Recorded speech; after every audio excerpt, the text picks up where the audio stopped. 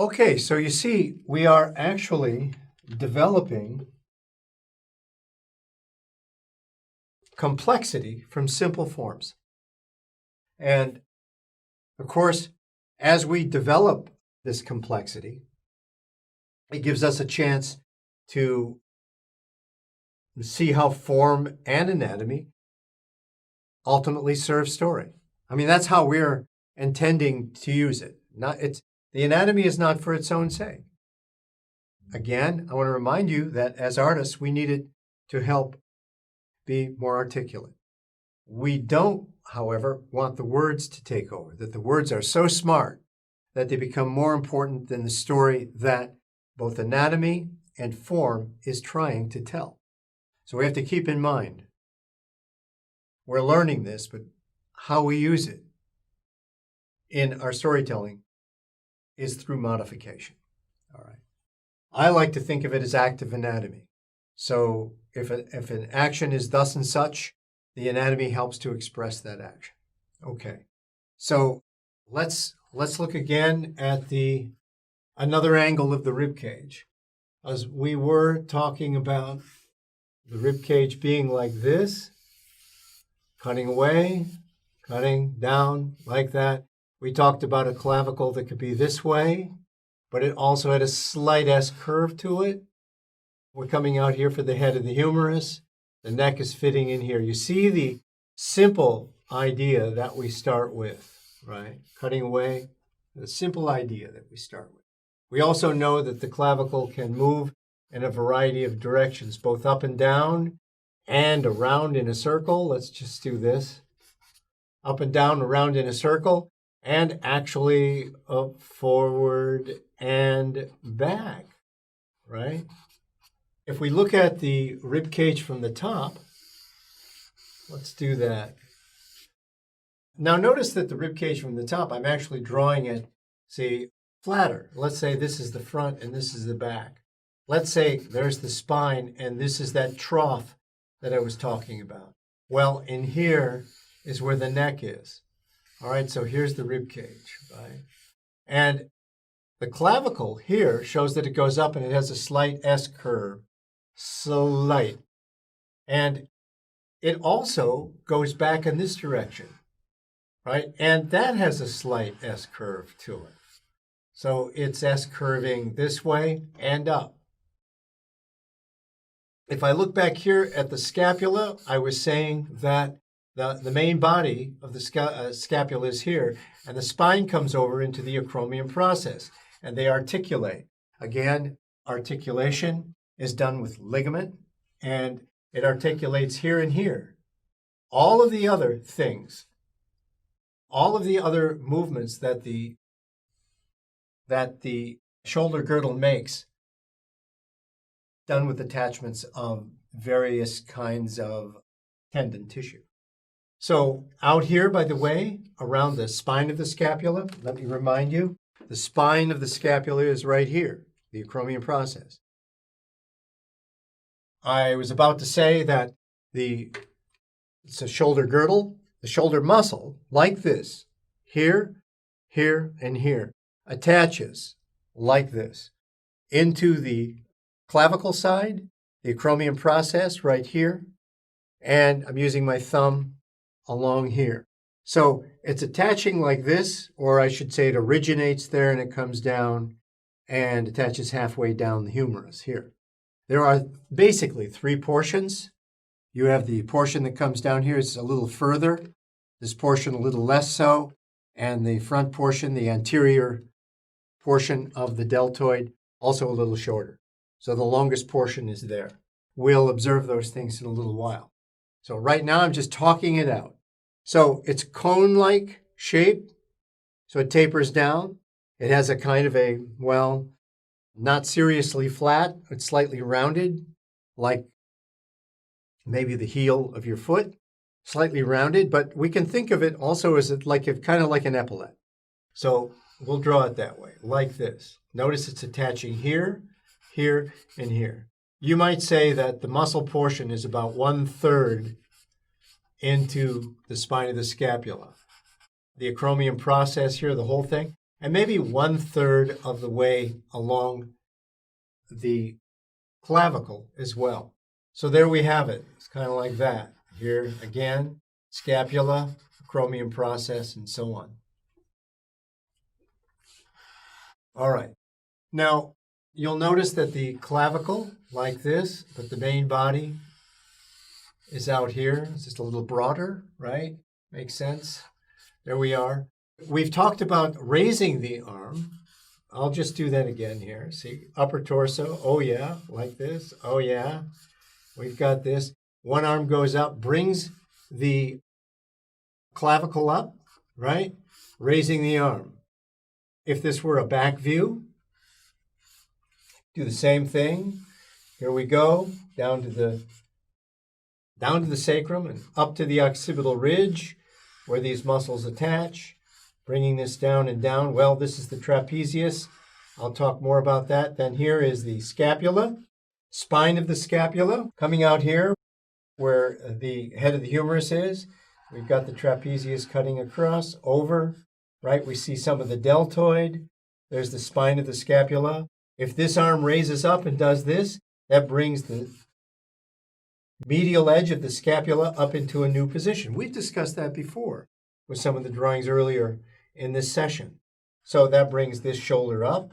There's the acromion process. You see how it hits? It brings that part of the deltoid there, and this smaller portion that attaches to the back here,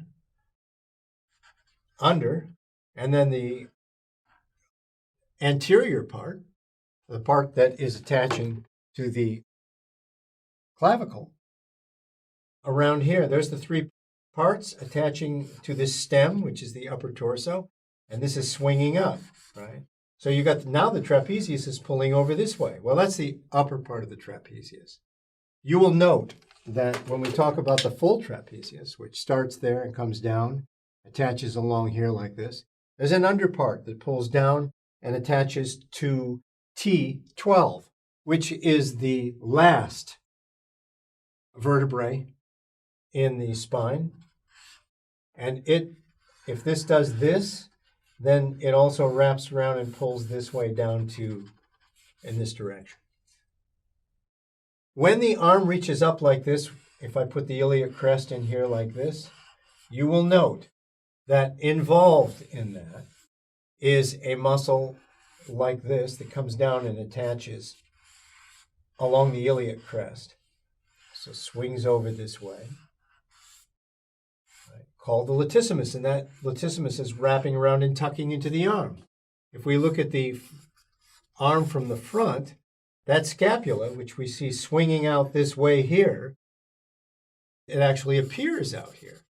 So here's the deltoid from behind. Here's the deltoid. And the clavicle is up. And you'll notice that the trapezius is slightly compressed. So it's slightly rounded there. Right? Therefore, it's slightly rounded here. On this side, it may be relaxed. So the arm is down, see? Pecs pulling up. Pecs relaxed. Right? Okay, sternum. Okay, arm is up, deltoid going around, the scapula is out, and thickening that whole thing and pulling around from behind like this is the latissimus, latissimus dorsi. It's going around and tucking into the armpit like that. If I continue down, I can add this thoracic arch. If I come down again, I've got the oblique coming off from what? Coming off from the iliac crest from behind. The iliac crest from behind is here. Coming around from behind. Why do I say behind? Well, none of that is visible. This is all coming around, so the oblique is here. The actual belt line, if I may, my belt line, is lower than the iliac crest. The iliac crest comes up like this. It comes down, and this is the anterior tubercle right here of the iliac crest. So that's right where the belt line is, right there, that point. And then from that point down is the pubic arch. All right. Notice also that it's scalloped. It scallops in. And there's an attachment from this point to this point called the inguinal ligament. If I put my pencil there, you'll see that there's a space. And in that space, there are muscles. Those are the iliopsoas muscles. They start up here along the lumbar spine, the psoas muscles. The iliacus muscles are in here. They join forces and go underneath the inguinal ligament here and attach down here to the lesser trochanter. You can see that. So through and down. Well, that's a leg lifter. So when we see this happen, where the leg lifts up, those psoas, iliopsoas muscles are involved in that lifting. And you'll notice that it comes from the spine. A strength there would be to develop those muscles, the iliopsoas muscles, and experience it. When you experience the whole upper portion of the torso in this lift, it's because of those muscles. So now we're coming around this way, and when we hit this point, that's approximately where I'm saying the belt line is. Notice it's a little wider than what the iliac crest is suggesting, right? Okay. So coming back to the arms now, when it comes forward in this direction, is going to pull, and we've just demonstrated that, is going to pull this into the clavicle out like this, and the scapula into this new position. As the arm reaches forward like this, it brings the scapula out, and the scapula comes out this way with the clavicle with it.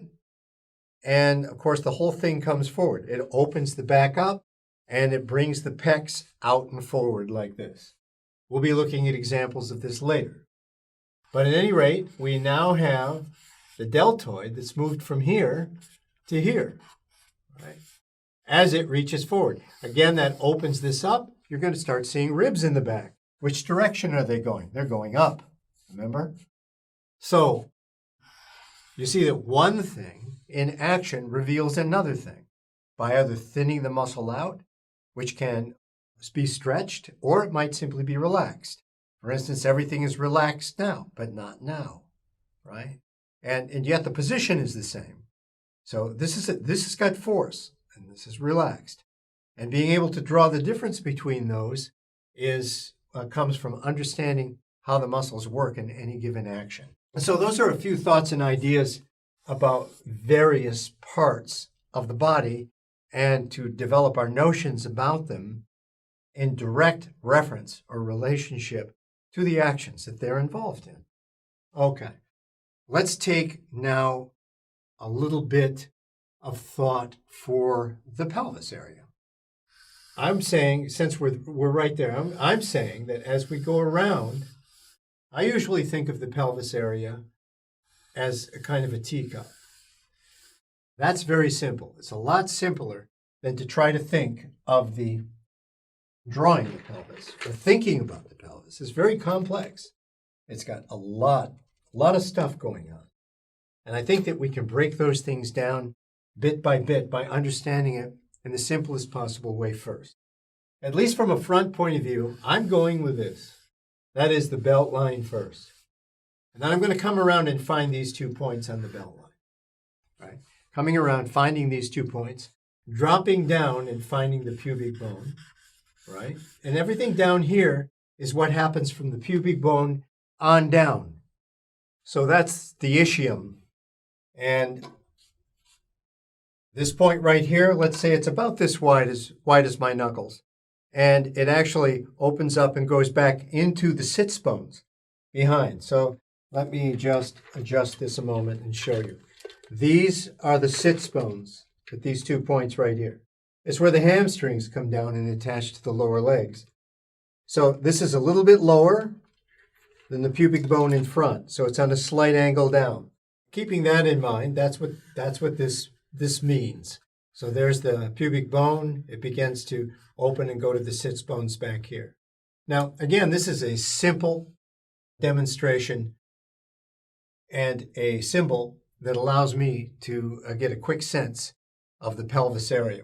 Eventually, I'm going to come around from here and bring in the iliac crest. Now, you might say, well, where does this width come from? Well, out from here, and we can look at this guy. We have the femur that comes over into the great trochanter. You notice it's wider than this. So it's really kind of coming from approximately there and over to here. I'm getting, at least in my general model, I get the great trochanter in this area before it pulls back like this. So you'll notice that it is a bit wider than this. Okay, and so therefore it would be the same on this side. I'm sorry, it's coming from here, and we get, say, something like that. So here we have the iliac crest, and we've got the inguinal ligament that comes down here and here. In this particular area, that is across this area here, I'm going to be seeing a little bit of the gluteus medius. And across here, strapping across this way to the side, I'm going to be seeing the tensor fasciae latae.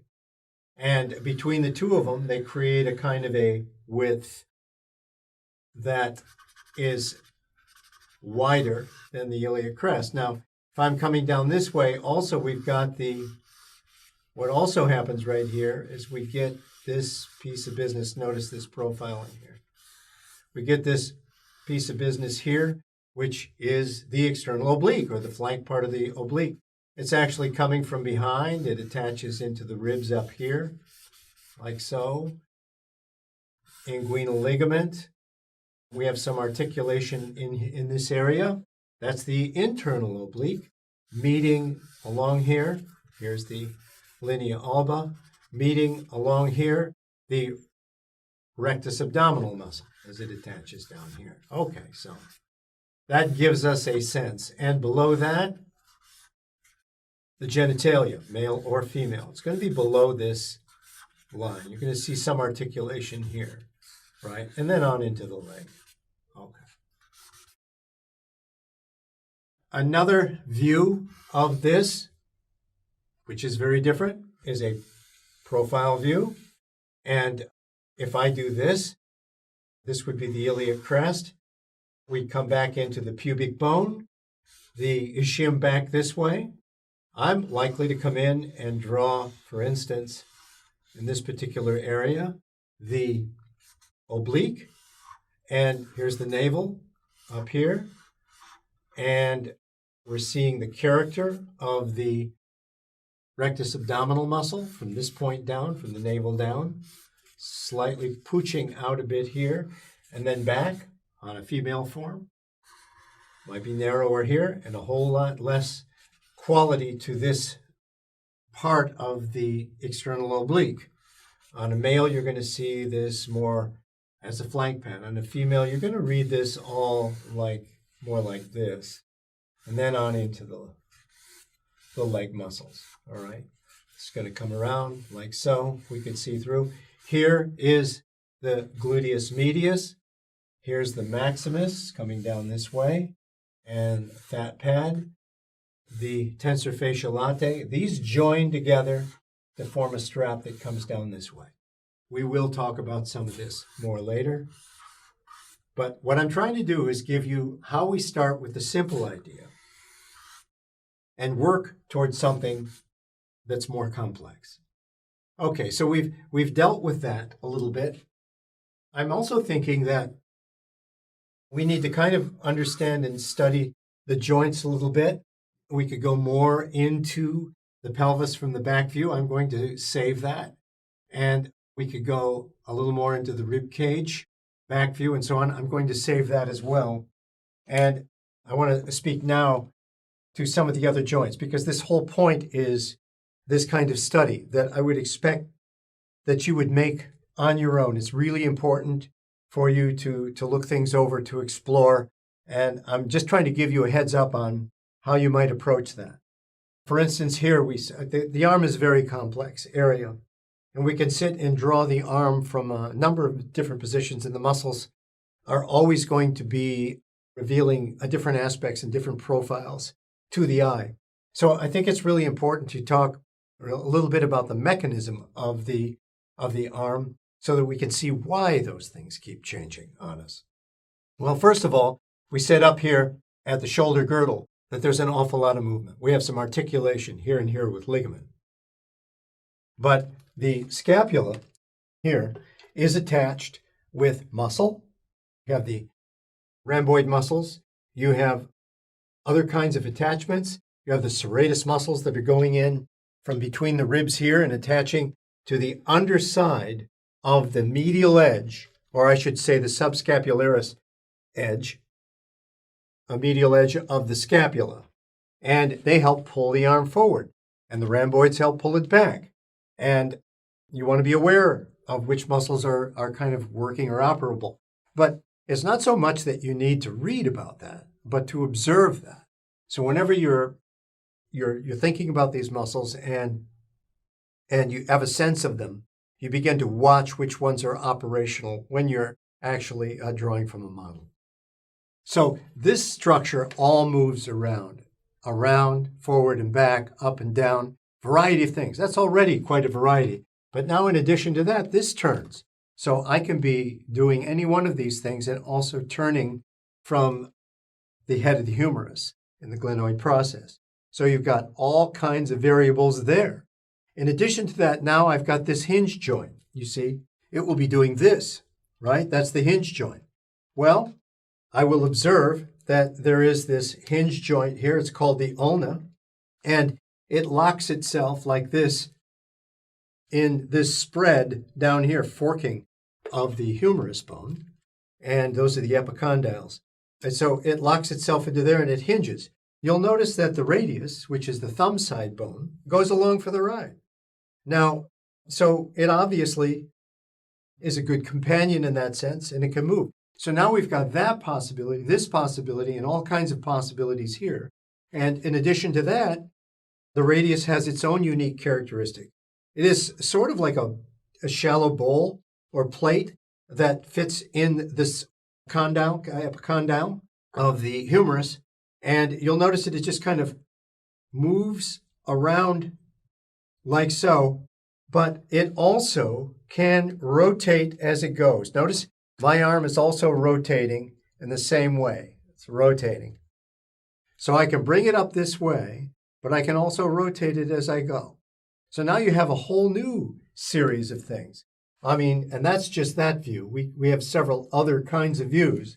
If we go into the wrist and what the fingers do, because the fingers can have a two-dimensional grip, and they can also have a three-dimensional grip. Very different. Here the fingers spread, the palm opens up and forms a ball-like shape, whereas in this particular case, it's wrapping two-dimensionally around the object that it may be holding, such as this. All right? Or around, such as this. So we've got all these particular characteristics. You'll notice that if I hold my hand up like this, and I turn it like this or like this, that it looks like these two bones are rotating around one another, when in fact, it's kind of like a visual illusion. So if I put my finger right on this bone, you'll see that it's really not going anywhere. See that? That it's really the thumb side that's wrapping around the little finger side. Yes, it kind of turns over, but it's not really going anywhere. You see, the radius is actually describing a semicircle around the ulna. And let's take a look at it from this perspective, you see. So we're going around this way. You see how that's turning? Now I'm going to get on this side. There we go. Right. See, this is going nowhere, but the radius is wrapping around. So you have all these things that are worth notating and understanding before you start drawing, for instance, something that may appear to you at first note to be a kind of fixed, static state. We're actually looking at a dynamic situation here, and understanding something about those dynamics before we begin drawing can be extremely useful. That's why I'm starting with just basically the 3 stages of the body. And in the first stage, you have the 8 parts of the body. And we're dealing with how those 8 parts are involved in every single action that's taken. Now, I'm certainly not opposed to anybody drawing parts of the body or sections or zooming in or zooming out or cropping, however you like to look at it, or just being interested in certain aspects of the body. But if you really want to understand the dynamics of the body, it's worthwhile to study all 8 parts in their various relationships in any given action. I think that's what's going to teach you the most. For instance, if you do a movement like this, I'm really actually pushing off from my heel. So if you're only drawing the upper part, you're not getting the full sentence of how the whole thing comes. I could press down and push out. Those kinds of things are not being explained as well as if you attend to the full figure, which is what we attempt to try to do, what this study attempts to try to address once some understanding comes into play here.